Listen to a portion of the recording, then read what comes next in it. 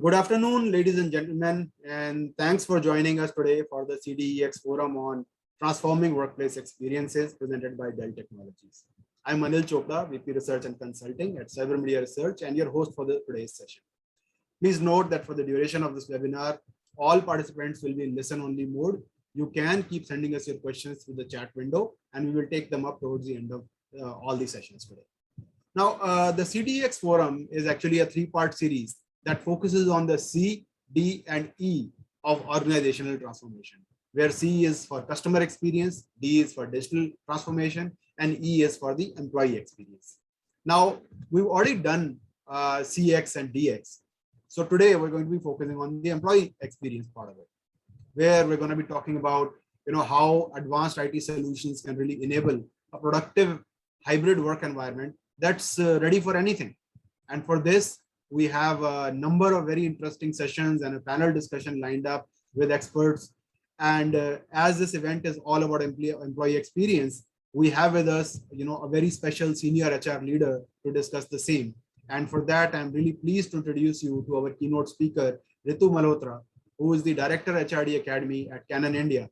And Ritu would be talking about aligning the workforce, their expectations, upskilling requirements, and how Canon has been doing it, not only in India, but at an APAC level.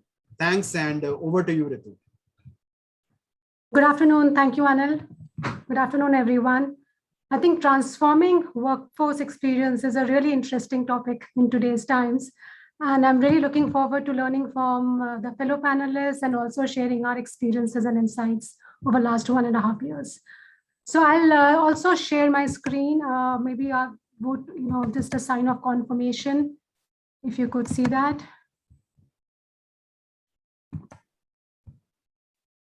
Is my screen visible? Yes. All right, great. So, let me start by sharing something very interesting that I heard a few weeks back. And it said that never before has the rate of change been as fast as it's today. And never in future would the rate of change be as slow as it's today. So, it set me thinking that the quantum of changes that we have seen in the last few years have perhaps been more than what has happened in the entire century. Now, who is enabling this change? Simply put, it's the people. And what perhaps everybody needs to consider at this stage is that if the rate of change outside will be more than the rate of change that happens inside, then one will die. So being a coach and a product of coaching myself, I can say that, changing is really hard. And what makes it hard is really the mindset and the skill sets of people. So if there's a huge gap between what's outside versus, what's in you, it would really lead to anxiety and stress. And if the gap is less, then experience would be really delightful and meaningful in the journeys of people professionally. Now, that's a kind of a realization that Canon had in 2014 when we set up an HRD Academy, which takes care of, not just softer skills, but also the, functional expertise and the product knowledge.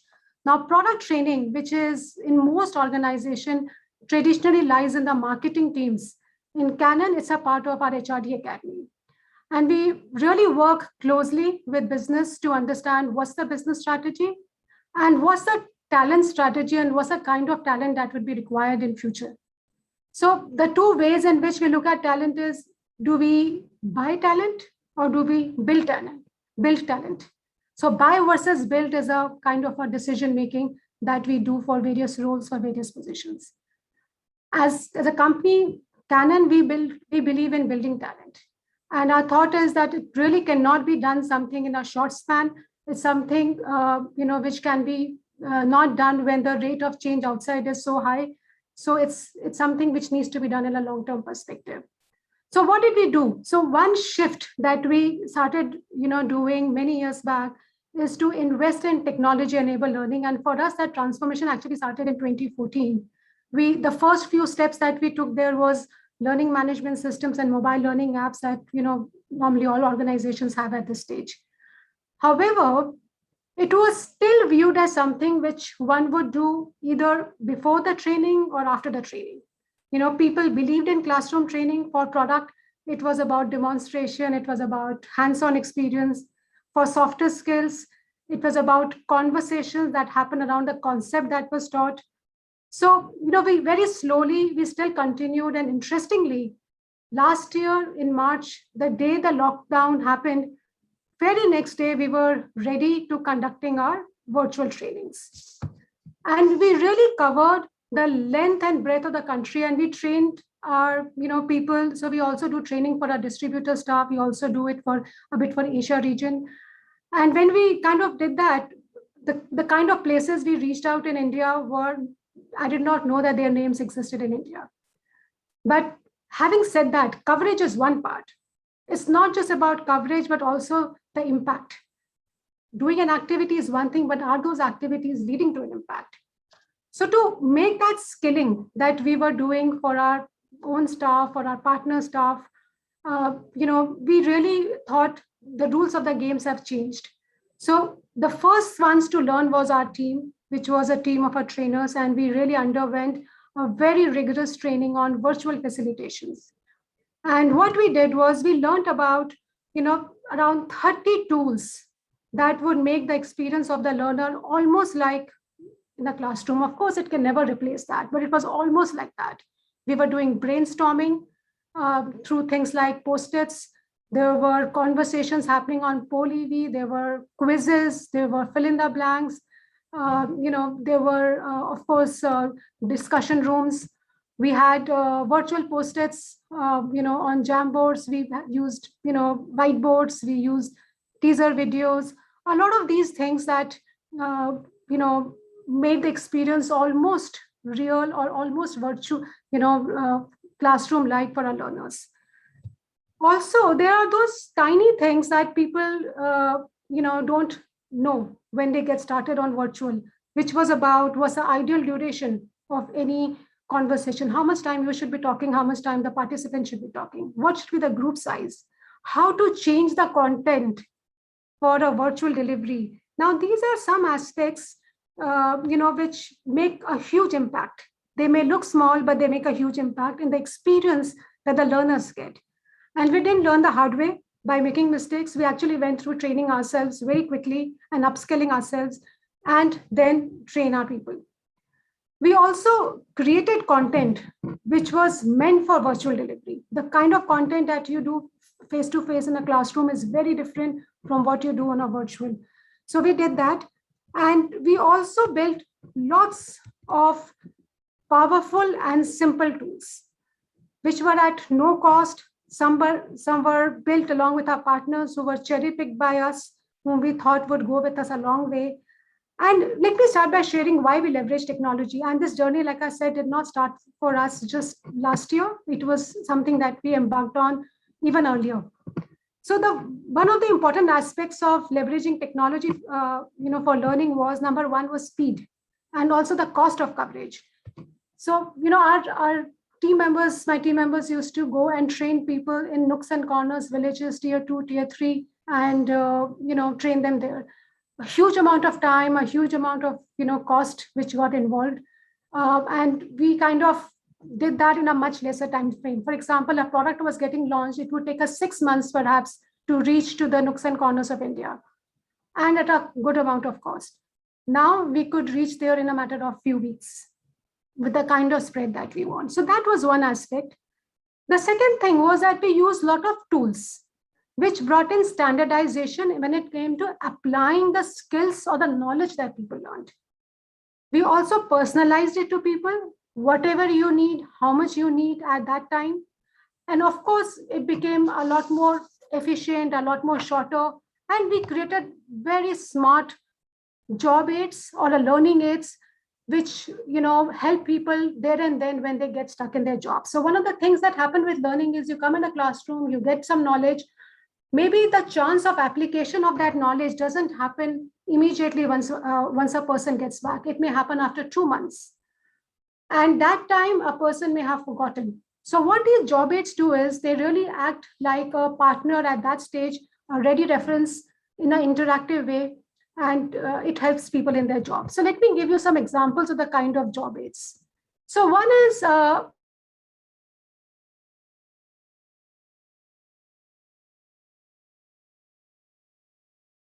had your features, benefits, videos of how to make it work. And we use it for our learners, and our salespeople use it for customer demos. And that made it a lot more easier for our salespeople also, and it made it easier for us as learners. We didn't really have to go into every feature explaining how do you make it work. They could see it themselves. And the great part of it is because it's a sequence, it doesn't matter at what knowledge level a person is. A person can just use this tool to enhance own knowledge and give a very standard demo. So that was one thing that we developed. The second thing that we did was we made lots of bite-sized video content, lots of bite-size. We made them at no cost, zero cost in-house. So of course, one may say Canon is a camera company, so we have the cameras and equipments, but honestly, it does not require too much of equipment as much as it requires just a bit of creative application of mindset. So we had our own employees acting as anchors. We made our own scripts. We got together in our meeting room and we kind of put together our equipment because we had that. But even if you don't have it, you could really create some awesome videos at not much cost. So that's what we did, a lot of bite-sized videos. And we created some job aids, which were very practical, contextualized to the problems that our salespeople faced on the field. So when we went and asked them, what problems do you face? So somebody said, we don't know, for example, what accessory goes with what. So a lot of reliance on the memory happening. Sometimes it's about, are we not being confident? Are we pitching the right models? So, here's a tool which asks you series of questions and gets you to the right model. Sometimes people don't know how does my product X model compares to a Y product out there in the market, or even with two models that we have. So it's really a comparison of those two. What's the cost of ownership? Can we calculate the cost? Can we have a cheat sheet which will tell us one pager on a particular model, etc. So these are the things that we kind of created, very, very practical job aids that our sales staff found very, very relevant.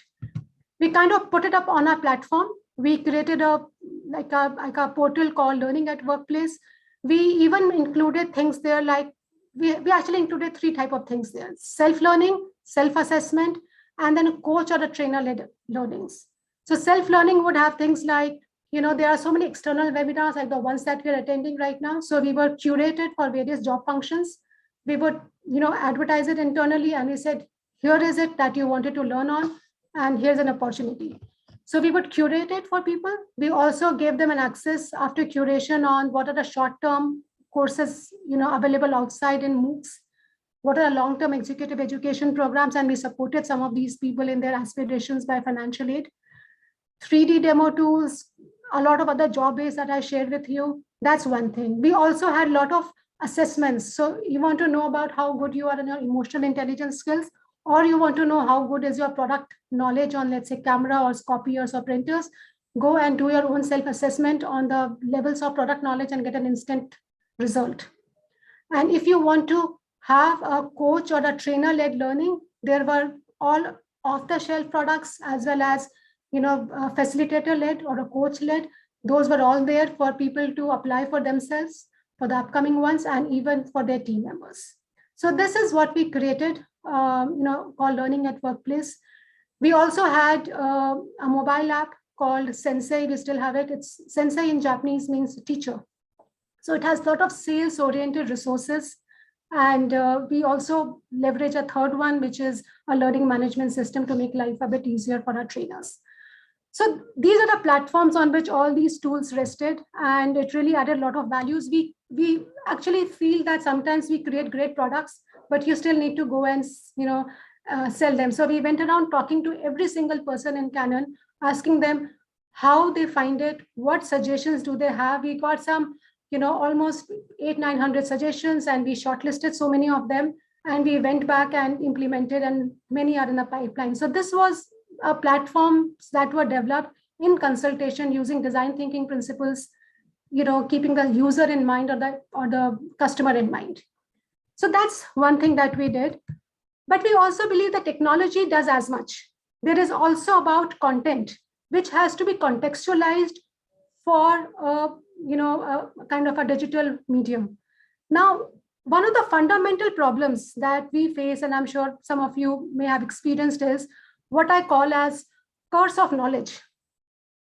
Now, what curse of knowledge means to me is that there are people who have lots of knowledge and they want to keep it with themselves. They want to be the hero. They want to be an expert. So we said, let's kind of make it available, make it open. So we actually went ahead and documented every bit of our content. So imagine a trainer who goes in a classroom who says good morning to what he says as a goodbye. Every single thing is documented. And we made it available on our document management system, which acts with access to our various stakeholders. Now, what that does is that, we don't want our managers to ask us, what are you training people on? My person went for this program, but I don't know what it is. So this platform helps them understand what's that program, for example, a team member has gone for. It's also important for the manager to then support their team members in that journey. And, and it can always be audited for standardization and can be audited to improve the quality. So that's the way we kind of contextualize the entire content that people use on these digital platforms. Now, moving away from this, I also kind of want to talk about coaching for a second. And, a lot of us are familiar with coaching. I don't want to talk about what it is, but I think one question that came up for us was, does coaching work? And does internal coaching work? And does virtual coaching work? So we have some 60 plus internal coaches in Canon who are coaching cross-functional colleagues. I think it's one thing that really stood out for us, especially during this time, was that it's great for engaging people, taking care of their professional needs. And because it's internal coaching, it's really cost effective. Does internal coaching work? Yes, it does. As much as external coaching does. Does virtual coaching work? Yes, that also works as much as face-to-face. So that's been our experience with coaching, and it's really helped us to implement and utilize the knowledge that people have and get that going without a lot of dependence on HR for skilling them. People are growing people. Only HR is not responsible for growing people. So that's been a success for us. Also, measuring talent. Now we have a talent, but how do we measure it? So we do 3 key methods: development center, knowledge test, and application. There is a huge amount of assessments that we did for our people. Last year, about 9,000 plus people underwent assessment, 200 different types of assessments we had. And they were all kind of made for us, for what's relevant for us. Product to soft skills, everything was there. And we actually made something like a report card. So a lot of our employees came back and said, it looks like we are back in school and we have a report cards in place. But what we believed is what gets measured gets improved. So we published those report cards, not with an intent to impact their careers, but with an intent to help them improve. We also went back to people after all this experience of classroom virtual, and we asked them, what do you prefer more? Of course, we expected that face-to-face is face-to-face.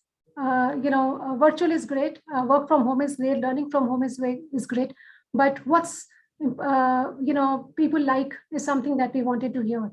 And through a survey and our interactions with people, we realized that they said classroom is 10% more engaging than virtual when it came to product. We also asked them, soft skills, what's the difference? Which one is your pick? So classroom is still 20% more engaging than virtual. Then we asked them, post-COVID, how would you like it to be? About 73% said blended approach, partly classroom, partly virtual. So that for us was actually a good story, which said, the gap is not too much.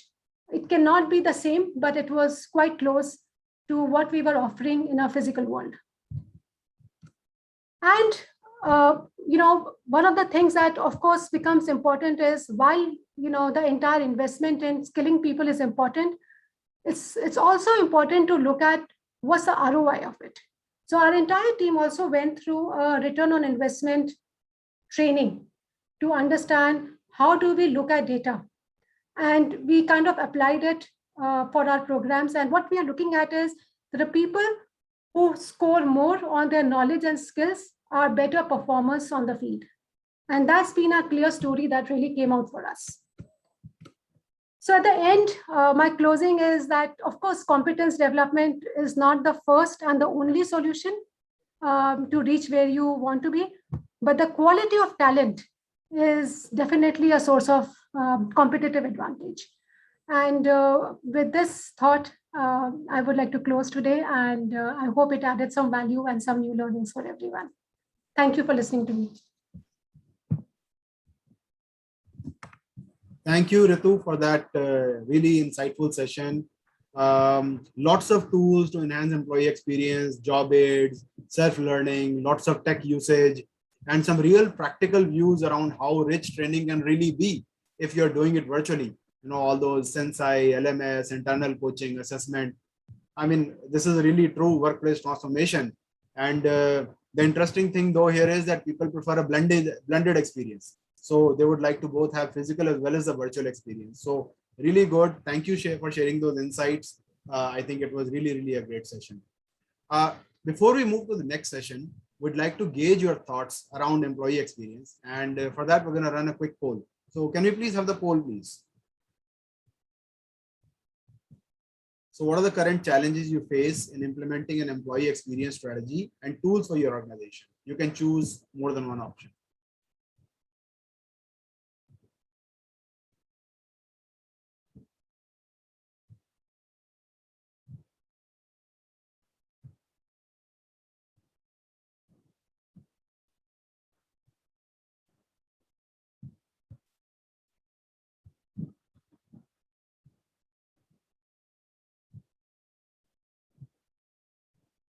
And once the poll answers have come, can we please quickly see the results before we move to the next session?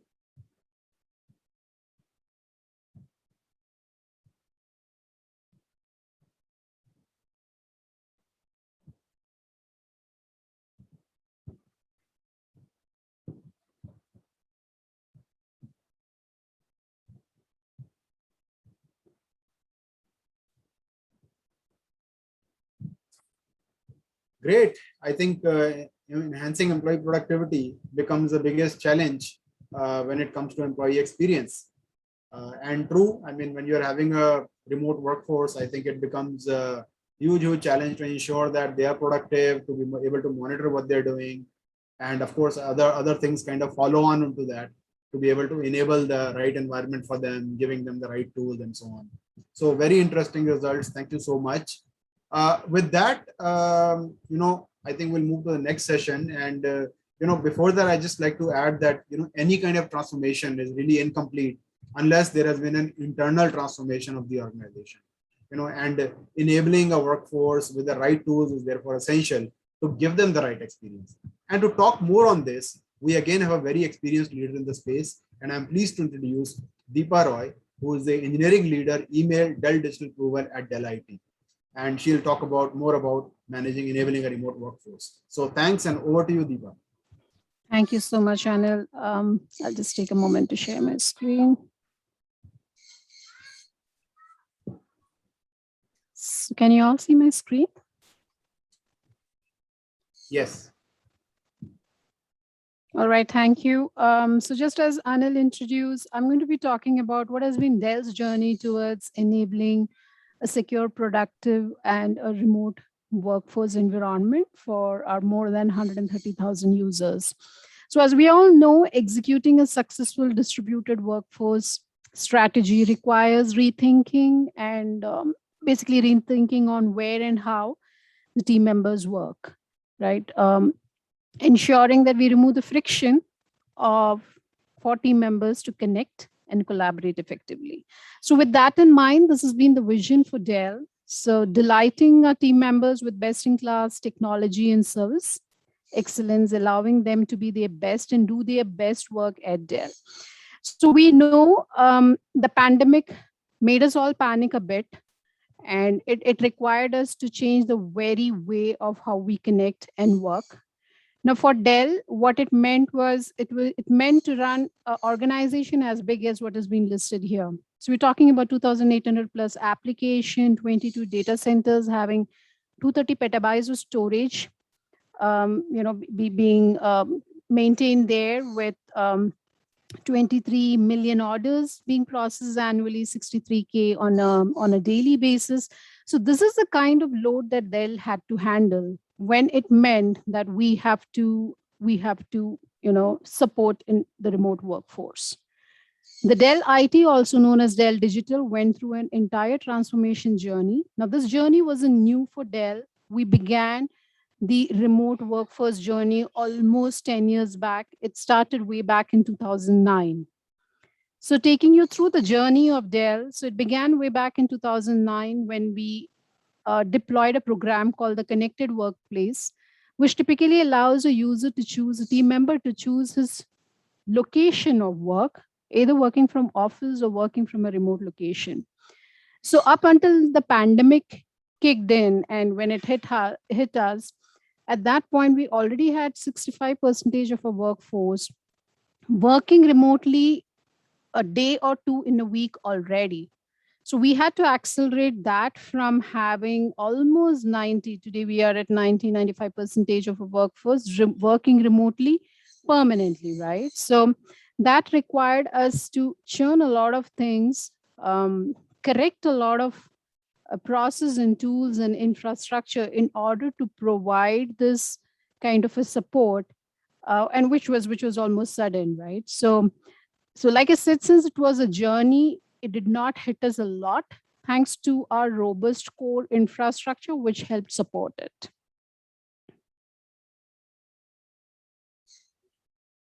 Oops, sorry. So while we were running through this journey, certain lessons that we learned in terms of what are the things that we had to consider. We had to consider the physical setup of any team member, right? Their home office setup, their Wi-Fi speed. They require a quiet place to work. They need ergonomical chairs, given that they're going to be connecting remotely and working through long hours. Culturally, so it is different, right? When you work from home, it's different for many of us. We have to balance not just work but family. We have kids, we have our extended families also. So it required that Dell relook at the remote work policies, therefore also ensuring we had more robust communications and in fact more frequently. So it required that we started encouraging people to say, get onto video calls, and because there could be a person who is all alone at home. He or she may feel completely depressed, not seeing anyone, not interacting with humans. So I think the constant communication coming out from the Dell management and encouraging people to get onto video calls when it is required or when it is possible, kind of hit the balance there. Technically, like I said, we had the core infra which supported us to do it, though we had to scale certain components within the infra. The endpoint devices was one of the huge investment Dell made to ensure that the users or the team members had the right device while they were connecting remotely. Of course, with the internet VPN, we had to increase the VPN gateways because now we were talking about more than 90% of our workforce connecting remotely. So that required that we ensure there is proper connectivity and none of our gateways are getting choked. So we had to scale that up, right? We had to bring up certain functions within Dell, which were basically Dell's job, like the contact centers or the service desk, who were always connected over phone, to be moved to the remote support as well. So there was a lot of work that got done. Functions which was typically office based had to be completely set up into remote support. So that required a lot of investment and a lot of changes that we had to do in order to ensure that this became smooth. So how we did it? So here is what we did. We enabled, like I said, the call center agents. Almost 30,000 call center agents were supported to work remotely. Now that required that we went ahead and deployed soft phones to ensure they are able to support as they would have. We had to increase the number of our SD-WAN, right? So that got rolled up to 176 sites, given the fact that, we had more people connecting out of remotely, and hence, the VP and SD-WANs had to be scaled up. Now, with everyone being remote, what that meant is that the devices that team members started holding had to be managed in a much more better way. Earlier, the management could have been that if I had a problem, I just take my laptop physically, go get my problem fixed. But now to know if my system is getting an update or not, to ensure whether I'm plugging into the network at all times or not, started becoming a challenge. So with the endpoint being so distributed, we deployed the workspace one tool, which typically allowed us to have a single point of device management system. Of course, with rolling up of Zoom and Teams, extending the collaboration tool support. Like I said, we scaled up the VPN too, and then came instances of team members who were sitting in remote locations where we couldn't ship devices to them. So then we got onto the mode of BYOD, bring your own device, and we started to deploy VDIs for such users to whom we couldn't ship devices. So these were certain things that were done in order to enable remote workforce globally.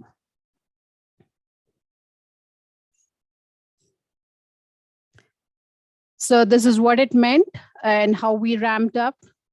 So it meant that we had 110K service desk contacts during this phase, 30K work from home Avaya soft ones that were deployed, 25,000 VDIs which were deployed. This ended up us supporting more than 130K users remotely. The SD-WAN sites were ramped up too. So these were some of the things which was a resultant of us enabling the remote workforce. And like I mentioned earlier, this journey wouldn't have been as smooth or as possible or as seamless or as quick had we not had the required modern infrastructure, which formed a strong backbone. So it is extremely important for all of us to start thinking, if we have to enable an infrastructure to support users connecting remotely, we first have to look back at our infra to ensure that we have those supporting devices, we have those modern technologies in place. So modern data centers, along with security, right? So security plays one other major role, because today you are allowing people to connect remotely. We are making things available seamlessly to users working remotely and connected over any kind of a device. So the base has to be very strong so that the seamless access for remote workers is possible.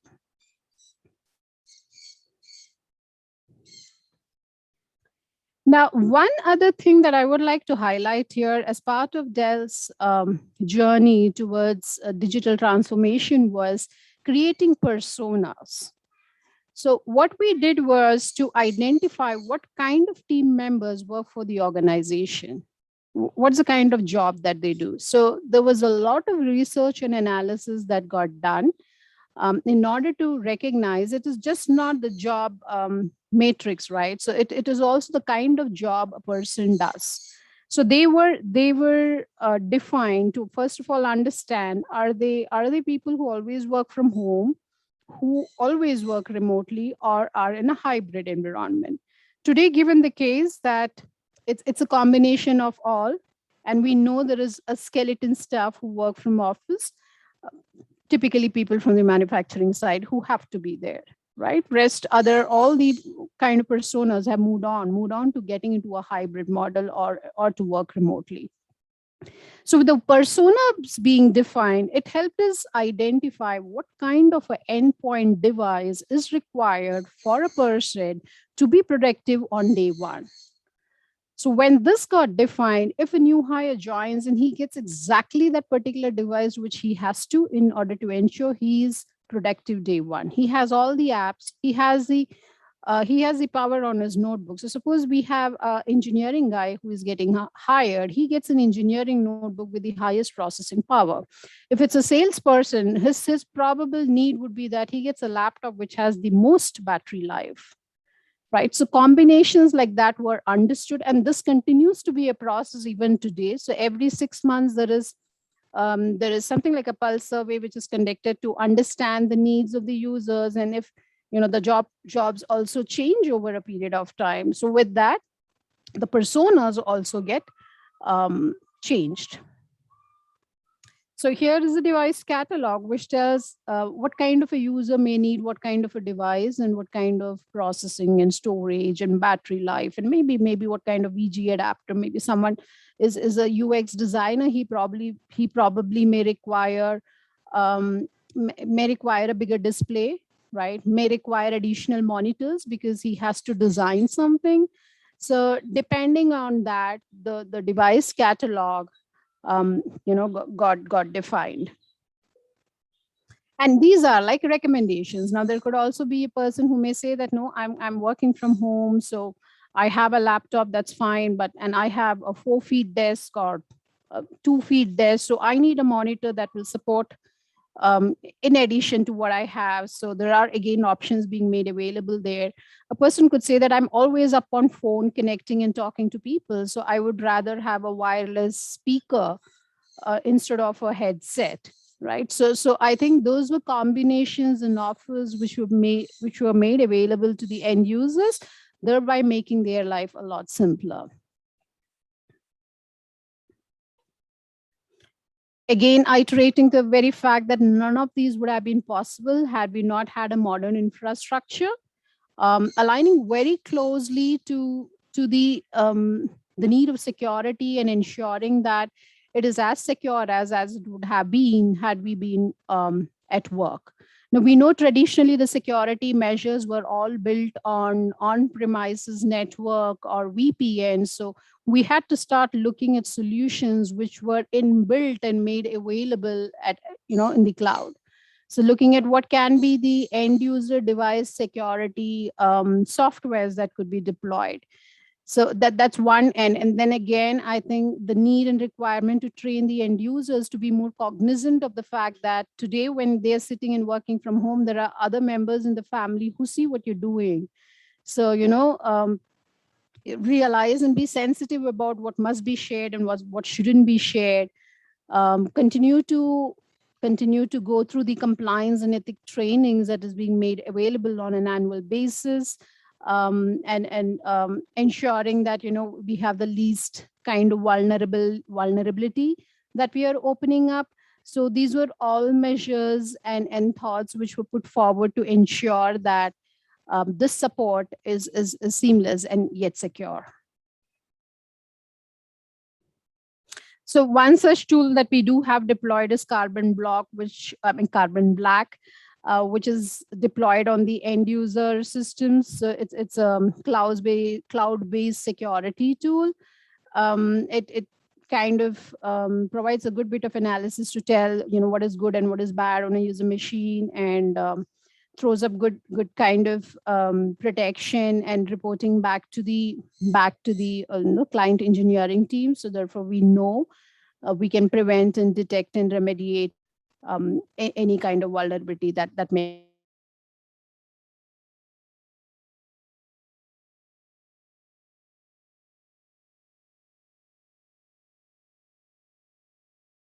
That's been made available to the end users to make their experience better. So providing them with improved productivity, always being connected, having modern collaboration tools, secure everywhere, and contemporary support. So these were all possible by the underlying stack of tools and processes that you see listed below. Like I said, Workspace ONE has worked very well for us. VDI is one such thing for remote users who do not have their own device.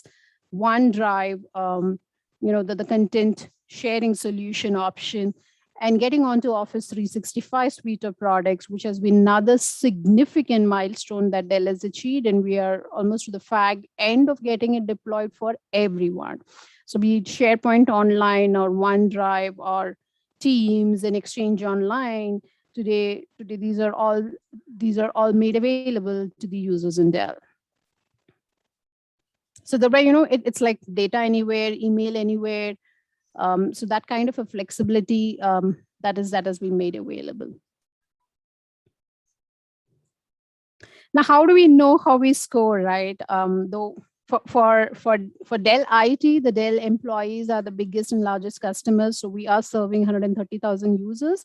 Now, how do they fare? How do they say that, yeah, Dell IT is doing a good job, or Dell Digital has in fact done a fantastic job of giving us what they did to ensure that, we remain productive at all times. So there are constant pulse surveys which is conducted on a quarterly basis, and quarter on quarter we are seeing we are improving, and this is going well, working well for us. Of course, the cost coming down, and with the satisfaction going up, I think it's a win-win situation for us. And of course, if there are any feedbacks being given by the users asking for a certain tool or process change, it isn't blindly accepted. I think there's a lot of analysis and research that goes behind and then considered to be provided back to the end user. So some of the challenges that we had through this journey and how we did overcome, like I said, for instance, is when we couldn't ship, we had VDIs being provisioned. So there we took care of the productivity issues. Upskilling for team members working from home, we started to have this concept of pair programming. So there was always a partner that you had whom you could connect with and work together as a team at all times. So therefore, we ensured the skilling is taken care.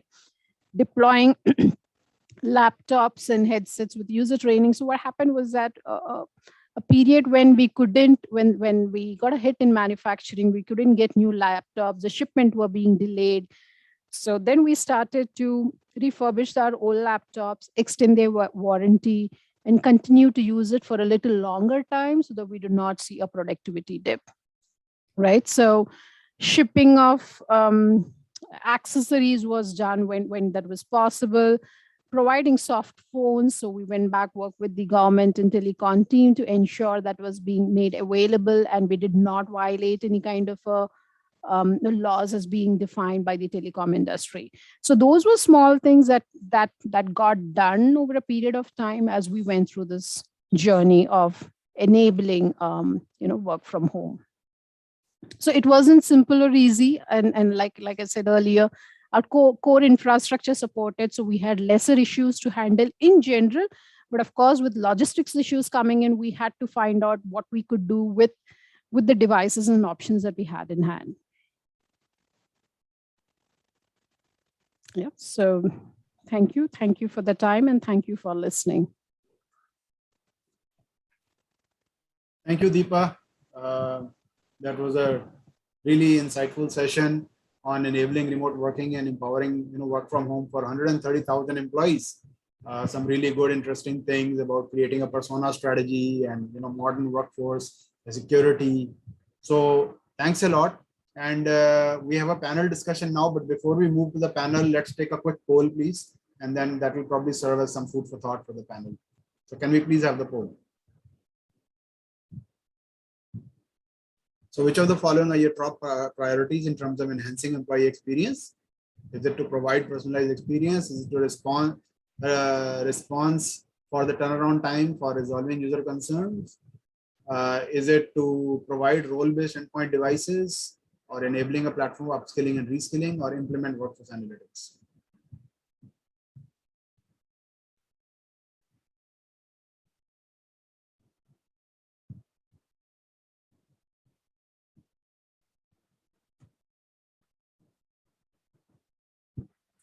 And once all the responses are in, can we please quickly see the results?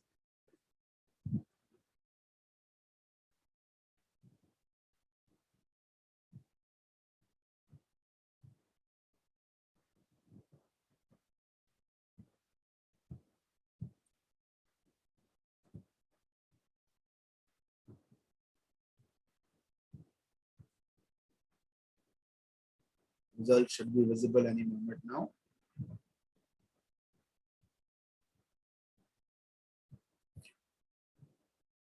So wow, enabling a platform for upskilling and reskilling seems to be the top priority, and I'm sure that you got a lot of food for thought from what Ritu's session on the same.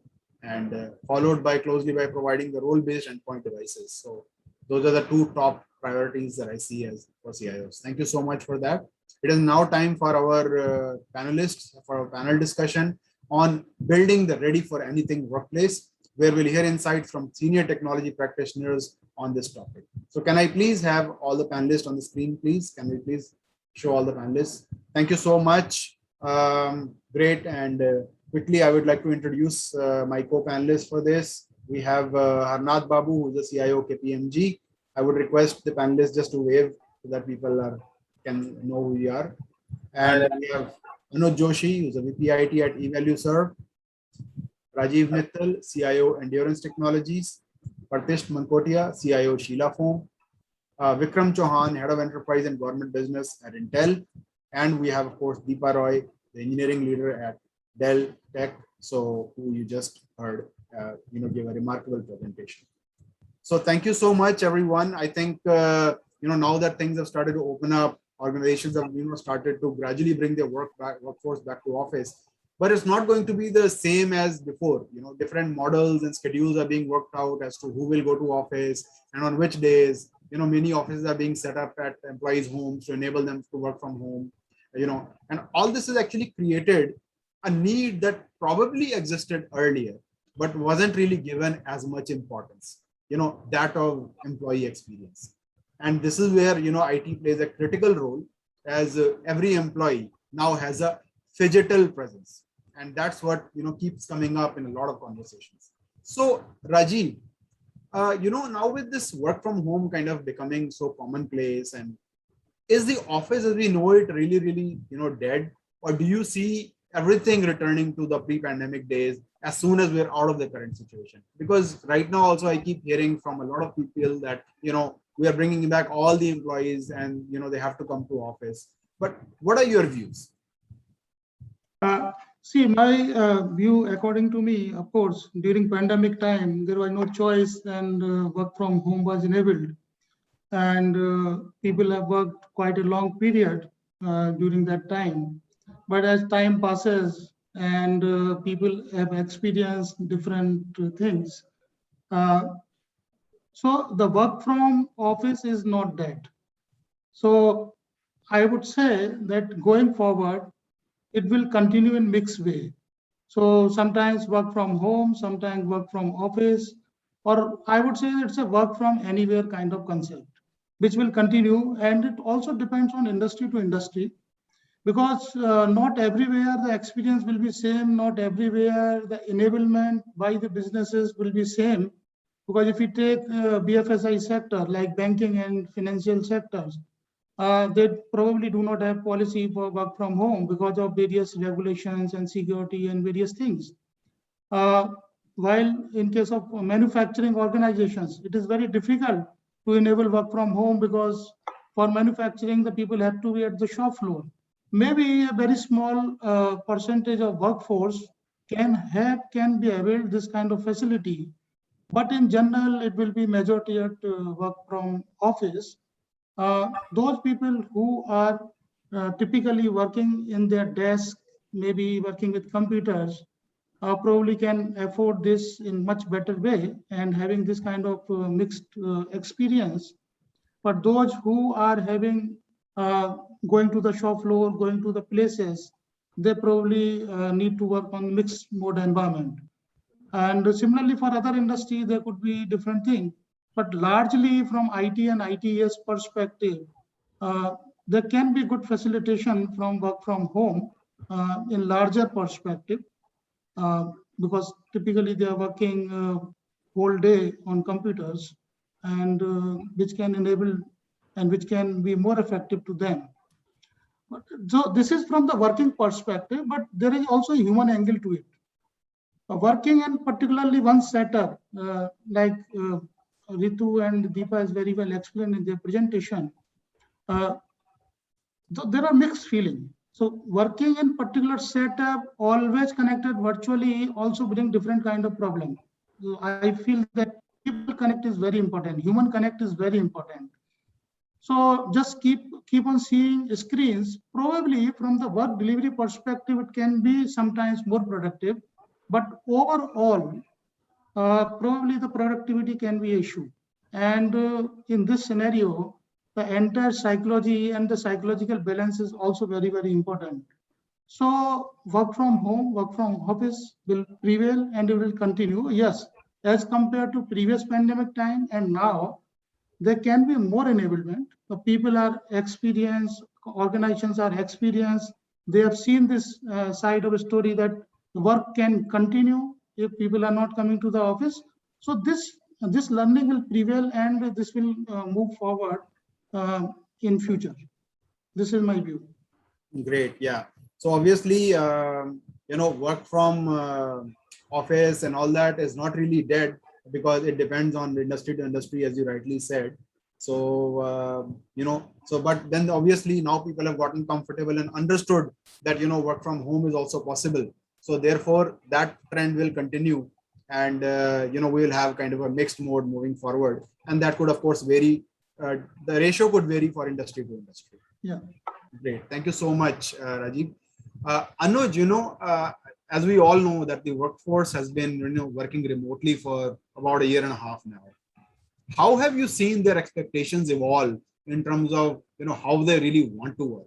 And, keeping these expectations in mind, what should, according to you, be the key components of a modern workplace strategy and steps to support the workforce? Can't hear you, Anuj. I'm so sorry, I was on mute. That's a very good question. And good afternoon, everyone. Let me give you a very classic example, and it's a live example also. We recently decided that we'll work from office, and we anticipated that, people were creeping and crying about they're tired of working from home and so on and so forth. So we anticipated, 70-80% would be coming to office.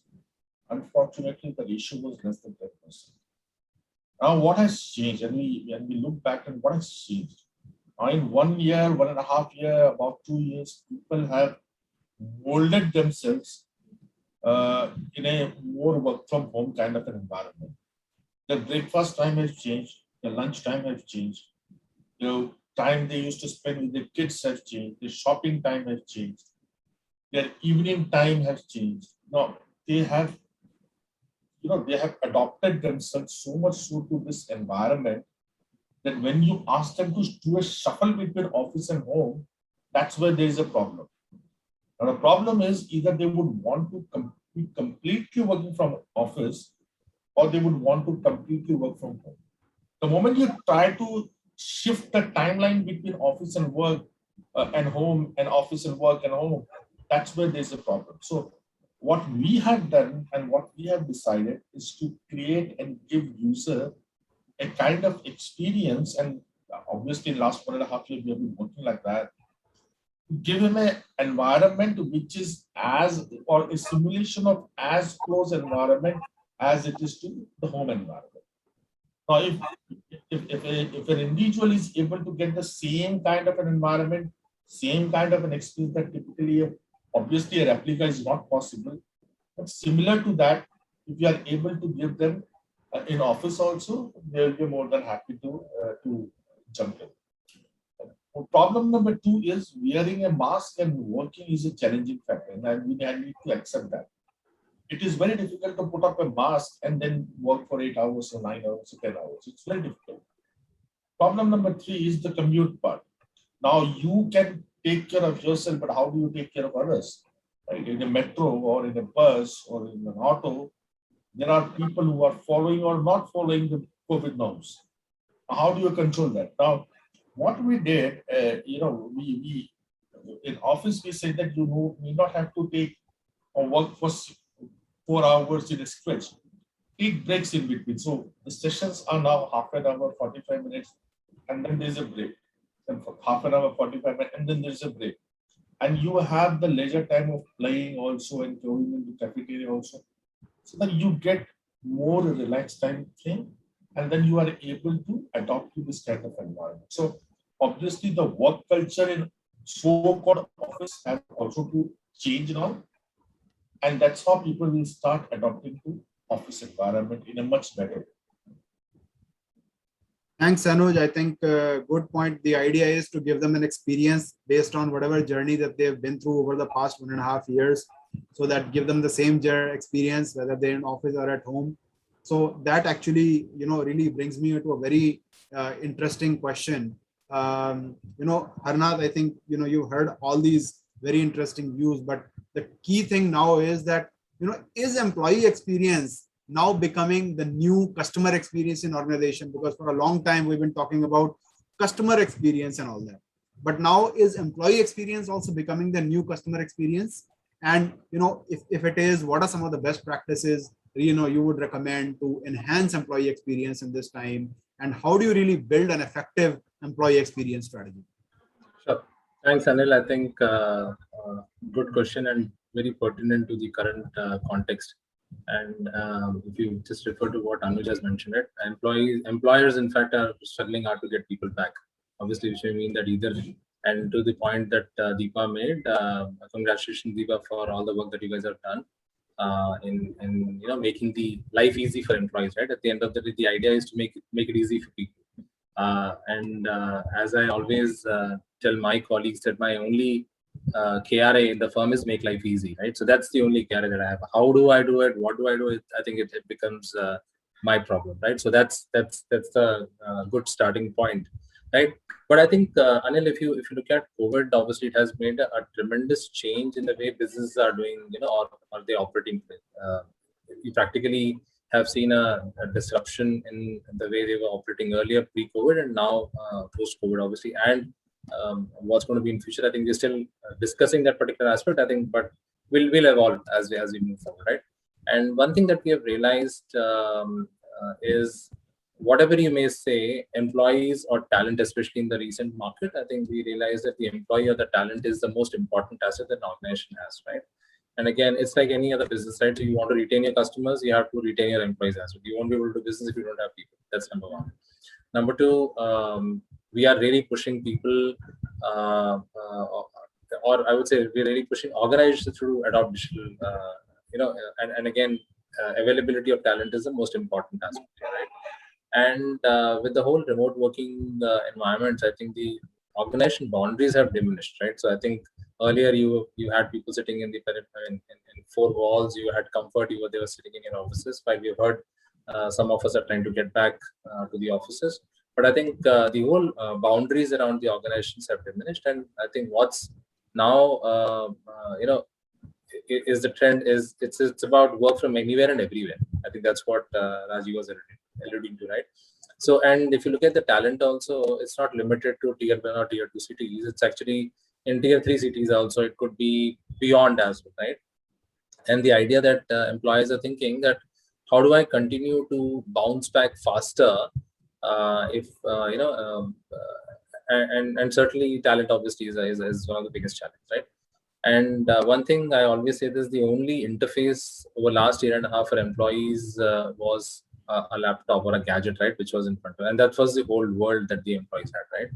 And if I have to draw a parallel for an employee, right, as we were locked down in our homes, the only parallel we could draw, if I wanted to buy something, I could go to a phone, buy something, right? If I had to take a service, go to a phone, get the service. So what's happening is, the very consumption of technology in our own personal lives has really gone multi-folds, right? Which may mean that when employees start correlating that with the organization that they're working in, they would expect somewhat similar experiences as they were customers with various other organizations in the outside world, right? So what will happen is, the very boundary of saying, this is my organization technology, and this is how, let's say, another organization which is providing me support as me as a customer, they won't really want to have a differentiation there, right? And I'm sure you would have noticed that a lot of Alexas and Google Homes and AI-enabled bots, if you want to do banking, you have bots there. So what will happen is, you're able to do more and more of self-service. You're able to more interact with multiple entities outside as a customer. And obviously your experience is much more enhanced in last couple of years, right? And this is not going to go away as they have the expectation similar to their own organizations. So I think it's all about seamless experience when it comes to accessing technology. And coming to work from home, the kind of seamless experience people always had, right, in terms of collaborating and communicating with their own friends and families, that got actually enterprised, right, in last year and a half, right? The whole idea of remote working and connecting from remote and stuff like that. And I think some of these things, obviously, and again to your point, it's all about drawing parallels to what you experience as outside in the outside world, and what you expect from your own, respective organizations. And some of the key themes, if you look at, purely not only from a technology point of view, but let's say if I have to just go next step, right? So if you look at the whole wellness, theme that is being driven by the let's say organizations today, right? It was all driven by COVID. People started focusing on wellness and health and well-being of people, and as Deepa was mentioning, that you could have somebody sitting at home and nobody to interact with, right? I think people went into depressions for sure. I'm sure people would have had difficulties. I think it's all about webinars, one-on-one counseling, all that happened, right? It's about creating that connect with the employees, right? It's all about giving that next level of experience, right? And again, you'll also find in the current market, the retention is a problem. So it's all about employee engagement as well, right? So the whole idea of retention and upskilling is one of the key challenges for present. And to the point of what Ritu was mentioning, right? If you don't upskill your people, if you're not ready for future, if you don't give the right experience to your employees, you will not be able to bounce back very quickly in a new norm. Anil. Thanks, Sarnath. I think very well pointed out that retention now is important. Upskilling is important for employee retention and for organizational growth. And of course, employees come to expect a similar kind of experience that they're experiencing in the outside world. So they've already had a taste of that. So now it's important that they get it internally also. So very good. You alluded to Ritu's presentation also. Very well. I think EX is actually indeed the new CX. Now, Pratesh, I think one question I'm keen to ask you, since I believe you've also kind of headed HR for some time at Sheila Foam. So when we look at the overall IT requirements across different functions in the organization, for remote working, like HR, marketing, finance, technical staff, top management, etc. How do they really vary across these different functions? Can you share some of your perspectives on that? Thank you, Anil, and thank you very much. I think one is the IT requirement. I'll not get into the basic hygiene, that will be well covered by the others. So I think what has happened in the organization due to this pandemic, everyone needs to be performed. All team needs to be performed. I think the digital transformation happened, which we were not doing it earlier.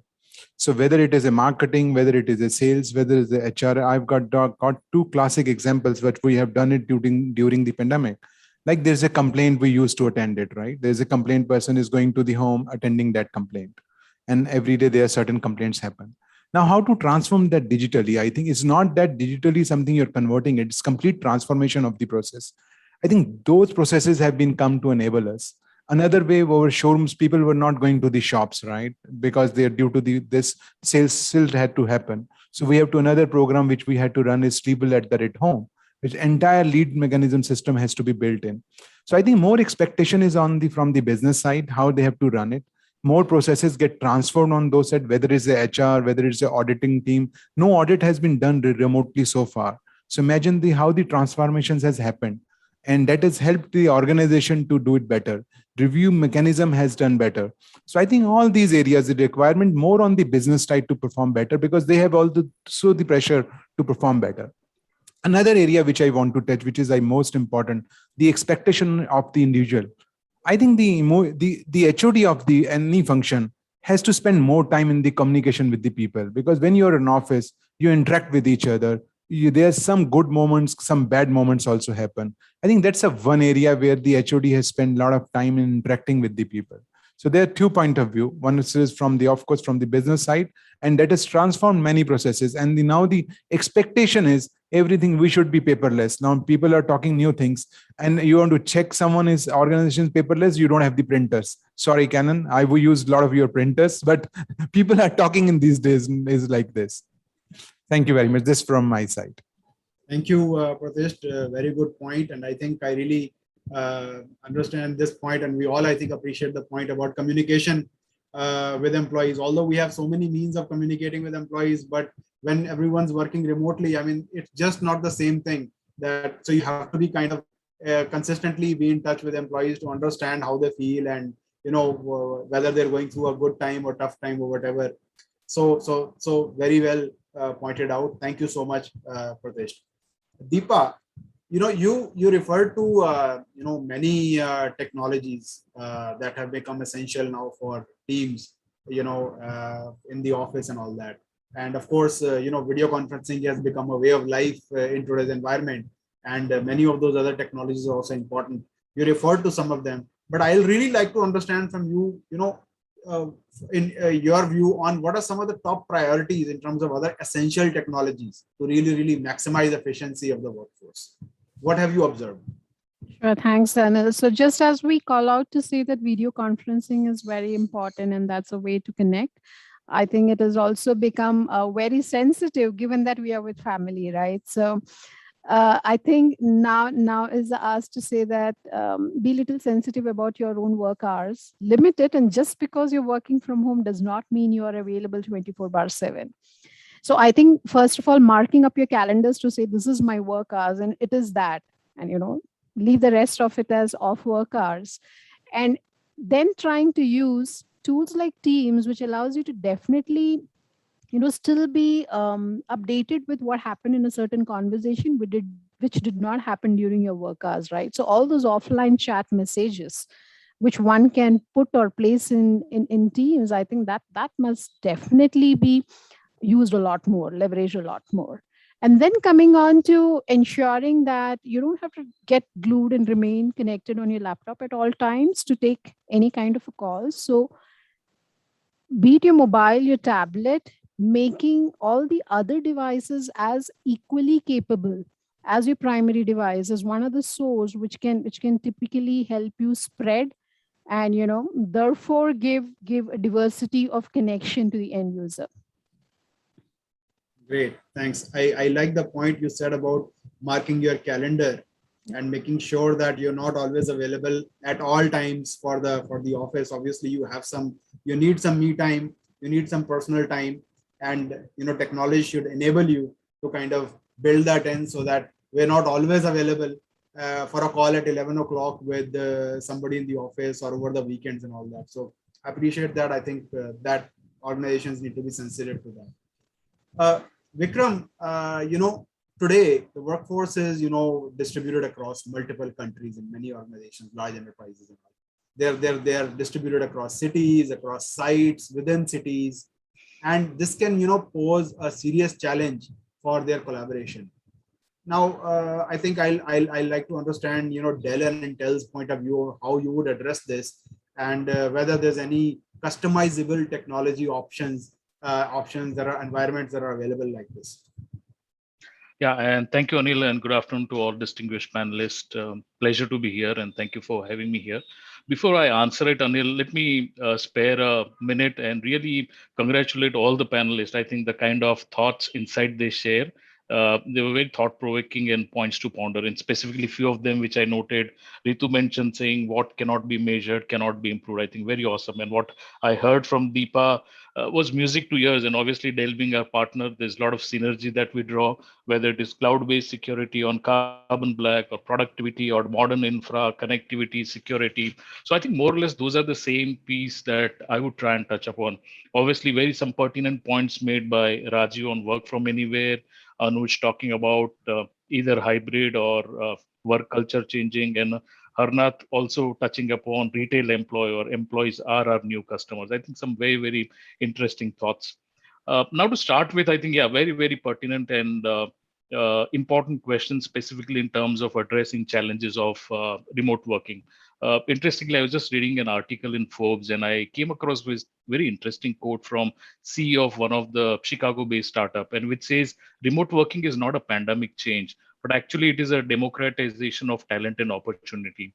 What we are going to witness, or what we are actually witnessing, is geo-shifting of work. Now, what this essentially does, it enables talent acquisition teams to find the right skill set, irrespective of the location. And I really agree with what Harnath said a couple of minutes back. Today, if you look at onboarding of talent that we have, is not restricted to metros or larger cities. We see a lot of influx which is happening from tier 3 cities, tier 4 cities, towns, etc. So essentially, I think today, more than ever, all the enterprises are realizing the importance of distributed and diverse workforce. And offices are set up all across within large cities or remote locations, but across geographies.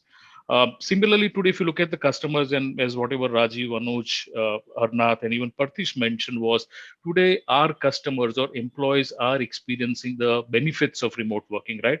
And it could be in various forms. I mean, it is in form of a cost reduction, whether it be traveling, we're talking about real estate costs, we're talking about administrative overheads.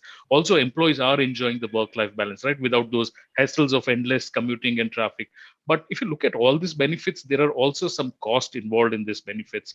And we have already started seeing concern in our abilities to effectively collaborate. I think people touched upon the kind of depression, staring at screens all along. Those are the few of one. So it really challenges our collaboration, our ability to collaborate. It also affects our communication. There could be challenges around what we miss out is socializing, right? Human beings, we are a social animal, or challenges around mentoring, or challenges around camaraderie. I mean, if you're in office, any problem, you just go to the employee, tap on his back, and you know the answers for it. But today, it becomes very difficult. Either you schedule a call, or it being on Teams, or as Deepa mentioned, you'll have to do your MS Teams, calendarize, etc. So I think there are a lot of drawbacks which are also there for remote working. But specifically, what I'd like to highlight would be three important factors which we see are challenging. One is the productivity and the performance piece, which has really brought upon this remote management. Second is the IT asset management, and I think all of my panelist colleagues are there. They are CIOs, CXOs, and they understand the challenges of managing in IT, right? And Deepa really elaborated in times of numbers. In Dell, which I was very, very flabbergasted, was 25,000 VDI users, 130,000 users, 90,000 plus users on VPN. Those are all mind-boggling numbers. Very easy to present on slide, but kind of team really which gets to 30,000 users on a call center supporting those employees is not a joke. So that's the kind of challenge which employees go through it. And third piece, which she elaborated, is security. And I totally agree. These are all three critical factors. Now, coming to a question saying what Dell and Intel are doing, I think primarily there are three parts to it. The first, which I spoke about, was on performance productivity. And as Arnath said, today our employees are customer, and what they're expecting is kind of an experience which they can have within their home. At Intel, what we've been doing is we've been dishing out some very super cool innovations, right? Example, if you look at our latest generation platforms, what Intel does is they're integrating smart AI-based accelerators in our platform, right? What this really helps us to user is to get a better experience and collaboration. Now, this could be in various stuff. What this accelerator does is, one, they really advance the function of like noise canceling, right? A lot of us mentioned when we are on the call, we are at family, I'm sure it is bound to have a lot of external noise. It does provide a lot of noise cancellation. Second, the exchange of content, or even if you look at the video experience at lower bandwidth, right? Every now and then either they have power cuts or bandwidth fluctuation, etc. How do I make my experience more immersive is a challenge. And that is what we bring with our latest technology through partners like Dell. The second piece, apart from performance, which I want to touch upon, is the manageability piece. Today, if you look at businesses, I mean, we've got wide range of supports which are available, right? I mean, we do this through various IT management. It could be in-house, it could be outsourced, it could be on-site, or it could be across the globe. And look at the complexity of the tools that we have, right? Either it could be on Wi-Fi, or they are on the wireless, or on the wired Ethernet. They could have various operating system, right? From your Windows to Mac OS, few of them Android. We heard about BYOD throwing in few complexities. Not only that, look at the form factor and the categories that we manage today, right? We have got notebooks, we've got workstation, we've got PCs, we've got two-in-ones, we've got iPad, we've got tablets, so on and so forth. Essentially, what I'm trying to highlight is the heterogeneous and complex landscape of these devices, and they all require to be managed. What Intel and partners like Dell, what we bring here is a specific platform that we emphasize is a Intel Vpro platform. Now, what is Vpro platform? And it is built in across our categories, across our product. It has got an Intel active management technology. Now, this really enables business to apply a very consistent approach, right? Regardless of who is your managed service provider, or regardless of how do you deploy the PC. Now, one important aspect for this Intel Vpro technology is EMA, what we call as Intel's Endpoint Management. And this is a complete cloud-based implementation. Now, what it does is it really provides an IT an ability to remotely and securely manages devices. And these devices, believe me, these are outside of firewall, right? And this has to happen through cloud. Earlier, you had guys who were on-prem and you could do it without the firewall. EMA is the one software tool which really helps you enable outside of firewall. Ultimately, what it does is really help IT do much more than what people even knowing about it. And if you ask me, really, we've seen a rapid adoption of this technology, right from, believe, I think November 2019 till the figures I have till March 21, we've seen close to 9x growth in this particular platform, and which is humongous by all the standards. The third piece I think most of us touch upon was the security piece, and that's the third critical aspect. So along with Vpro, which has an inbuilt, there's an Intel hardware shield, and I know Deepa spoke about carbon block, right? It is one of the technologies. Similarly, there's an inbuilt where you don't spend an extra money when you're buying a hardware. It comes integrated within the hardware is Intel hardware shield, and it is exclusively again based on Intel Vpro platform, and it is the bedrock of all security solution. What it essentially does, it provides robust inbuilt device security, right? And that is actually below the OS level. So it really helps you support against advanced threat protection. And this hardware shield really locks down all the bias to prevent your compromised OS. So that's the kind of ruggedness and security we talk about. So essentially, if I had to sum it up, Anil, in terms of what we are doing with partners like Dell, is essentially we are getting innovation technologies like Vpro platform, which I would say is not only intuitive, but it is more immersive, intelligent workplace, which really enhances end user experience by maximizing the digital dexterity. Thanks a lot, Vikram. I think thanks for elaborating on what Dell and Intel go to the market together with, especially on the Vpro side of things and how it has evolved. We've seen Vpro evolving over a period of time considerably, and today it is really working well for managing so many devices and an environment like this. So we have about 5 minutes left for our panel. So what I'm going to do is I'm going to do a rapid fire round now, where I'm going to ask very pinpointed questions. Just give me a very quick answer to that as to what you feel about it, so that we can have an interesting kind of a response. So Anuj, what are your own expectations from technology, to build greater resilience in the workplace? Just give me some expectations. Can't hear you, Anuj. Simple, easy to adopt, easy to explain, easy to learn. Great. Pratisht, what, moving forward, now that the workforce has gone under major transformation, what changes are going to be permanent and what will be temporary? So permanent, I think, so the talent is going to be permanent. Now, as already said by others, I think talent acquisition is easier. It's not that somebody has to be here. You can go out in India, you can go outside India. The people have realized that fact. I think that's remain going to be permanent. And still, I think which is going away, which has to go away, the emotional connect still, it has to come in. I think that should go away, because that will put the people under the isolation. So it's not easy to work with the people alone, because you cannot play on your own game. You need some competition to play with it. So you need the emotion connect always. That's it. Thank you. Rajiv, what should be the topmost tech priorities for enabling workforce transformation? So, I think Deepa has very well covered in her presentation.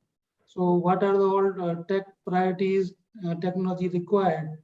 So, like collaboration tool, efficient managing environment, enable technology enabled learning. Ritu has covered that, and this is not just a classroom, but it is a combination of audio, visual, augmented reality based, AR, VR, and virtual reality based things. Workforce engagement thing. So like I can say enterprise social. So that social angle should remain active, and so which is very, very important. It is no more just a public social, but in enterprise, in the organization also, a social kind of platform is important and it is supportive. And very, very important is security. So like every organization is very particular about intellectual properties. Also, so security has always two aspects. One is cyber security, and another is data security. Data is the key in digital economy and in today's world. And everywhere there is a competition. So data security is very, very important aspect. And like digital is taking place and it is expanding like anything. So similarly, criminal-minded people are also there all around. So cyber criminals are also active in the equal way. So there is always fight like safeguard and protecting the environment. And analytics, and of course, so analytic tools are required for understanding what is effective, what is not effective, what kind of productivity is there, because while every facility is giving enabling side and also giving disabling side. So, so coin has two sides always. So always every situation and everything is as positive as well as negative. So it is very important to analyze what is going positive and what is going negative and work on that, whatever the negative, to convert it to positive. So these are the things, and the mobility and the mobility aspect is always there, because like boundary is completely, I mean, the environment is completely boundaryless. So it's very important. So these are the basically tools and techniques, and everybody has to think of in this environment. Thanks, Rajiv. Very well summed up in terms of what are the various technologies required for workforce transformation. Harnath, CIO's role, changed in the new normal. How has it really changed for enabling, all these, things about employee experience and workforce transformation? So Anil, I think Rajiv just gave a big laundry list. So I think CIOs will have to execute all of that. So that's the biggest change for CIOs, right? So obviously CIOs are going to be the change drivers for future. And some of the things that they need to continue to drive is employee experience. I think you've spoken about it quite a lot today. I think it's all about digitalization of processes. I think digitalization will continue to be on topmost agenda. Customer engagement will obviously is another important thing that organizations will focus on, and CIOs have to obviously contribute to that. I think some of the other points that I can think of now quickly kind of sum up on the discussion, at least from my point of view, is CIOs will have to start thinking from a resiliency perspective. It's all about business continuity. Right? I think all that we have spoken today, it's all about business continuity and availability of services to business, right, from a technology point of view. Continue to evolve the technology-enabled hybrid work environments. Now, it's not going to be remote. It's not going to be in office. It's going to be hybrid work environments. So CIOs will have to start focusing on building the hybrid work environments. Reskilling, I think we did discuss about this today. I think it's another important aspect. I think one important thing is financial efficiency. While you do all of this, I think companies will invest, but it doesn't mean that you are not efficiently running your books. Right, so I think financial efficiency is going to be another key important aspect. And while Rajiv mentioned about security, I think the most important thing that comes to my mind is being agile, right? So agility first when it comes to anything and everything that you do from a CIO perspective. So I think some of these priorities will definitely be driving CIOs in near future. Thanks, Harnath. I think very well summed up in terms of the CIO's role changes that are required. Deepa, you mentioned Dell has been on the transformation journey for about 10 years. So what sort of transformation would the IT department and IT infrastructure have to undergo to support this physical to virtual journey? Yeah, sure. So like I said, I think the digital transformation wouldn't have been possible had you not had a robust and core infrastructure, right? So it's extremely important that you invest in a modern data center. Along with it comes your investment that will be required to handhold all the network traffic. So network is another transformation that we'll have to go through. Users experience over accessing all the SaaS applications, because now everything is getting onto being in cloud, right? Then comes the security transformation. So along with infrastructure, security also has to transform. Otherwise, what you're trying to provide to the end users, you're not very sure, right? Like someone mentioned about hacking. So I think people can just get in very easily. So you have to equally ensure about the security transformation along with workforce transformation.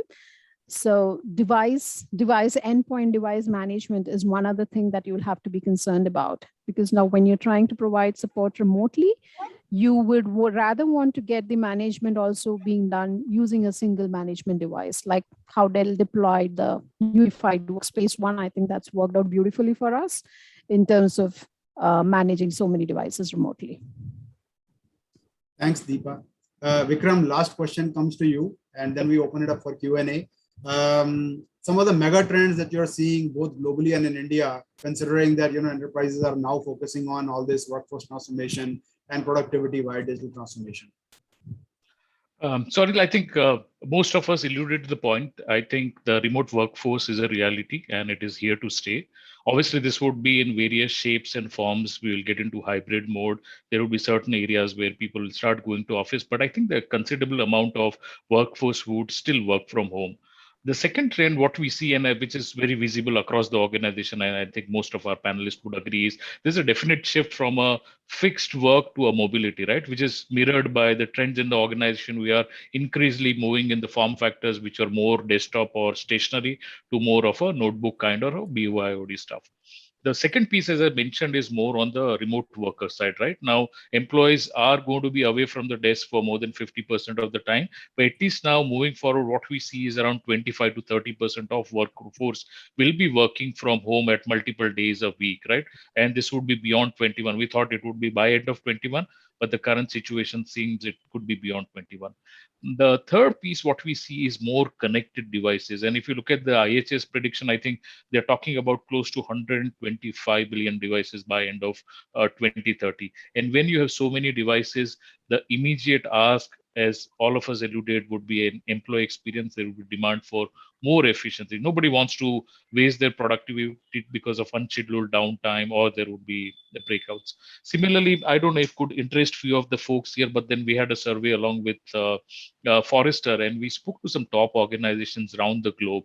And what we saw as top priority for them, one was to include a hardware level security. Second, what they were looking was cloud-based PC management. Third important piece came out was risk-based security monitoring tools, firmware level technologies, etc. And of course, AI, ML continues to be topping the chart in terms of learning platform, also getting user experience analysis tools, right? That was the fourth one. Fifth one, what we see, as we said, that this has further intensified and accelerated the seismic shift. And what we've seen in past decade, the time which has taken to shift, probably I think few months have really caught up with that. To sum it up, I don't think we are looking as performance just as a technical one, but I think it is more from a end users expected to use it. And similarly, security isn't just about hardware or software. What we are talking about is a peace of mind, saving time and money in long run. And third, we know manageability is not about helping IT folks getting out of the deployment game. So to sum it up, what we are looking is, Anil, we would continue to build platform with partners like Dell, which would really help us to provide maximum stability to keep enterprise humming.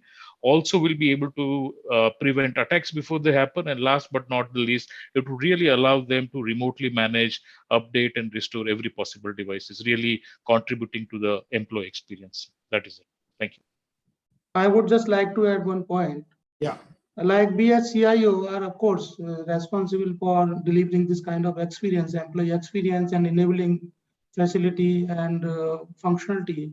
But really, thanks to all technology companies like Dell and Intel and other companies, those who are always in the advanced thinking and deriving and designing such kind of technology in combination of hardware and software, by which we are able to enable it. Because if these things are not available, then it is very difficult to make things workable and handling such kind of odd situations. And we don't know in future what kind of odd situations will come and we will face. But always such kind of research orientation things and the futuristic thing is always helpful, and which is enabling organizations. Great. So thanks a lot, Rajiv. With that, we come to the end of the panel discussion. Thanks a lot for sharing your views. I think that was a fairly quick, and I think the rapid fire round really worked well. You've really given very pinpointed answers, so really appreciate that. I think that itself, I saw a lot of comments from people saying that very insightful and all. So I think we all appreciate that the responses that you have given. Attendees are also finding it very interesting. So quick question, somebody has asked about customer delivery life cycle and any product use cases and any case studies around customer delivery life cycle. Would anybody would want to comment on that?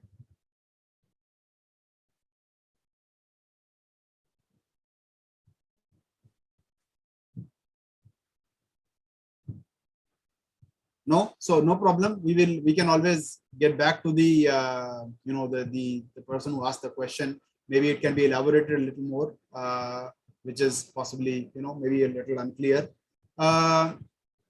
Any smart essentials to give rights for any applications? Deepa, I think you already answered it, but maybe you might want to just elaborate a little more on that. Well, I didn't answer this question, Anil. It was something else on the integration and management of devices, which I answered. I'm not very sure of what he means by smart essentials to give rights for, if the question could be elaborated. Okay, fair enough. No problem. Okay. So I think then there's another question on, can you have policies in Dell solution which monitors carbon black agents if they are down or up and running? Is there a single dashboard to see these policies?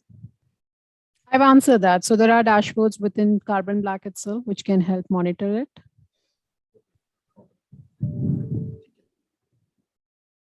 Okay, I think we are done. I think in any case, we have exceeded our time just by a few minutes. So thank you so much to all the panelists. I think you've been really, really, great and shared a lot of useful insights. And, I'm sure that everyone has really found it useful. So thank you so much to all of you and to all my attendees for, joining us today. I hope you really found it useful. There is a feedback form link that is given in the chat window. Would really appreciate if you could fill it up and let us know how you found this webinar. I hope you found it all useful. So thank you so much once again. We are signing off for now. Stay safe, stay healthy, and hope to see you again very soon. Thank you so much. Thank you very much. Thank you very much. Pleasure. Thanks.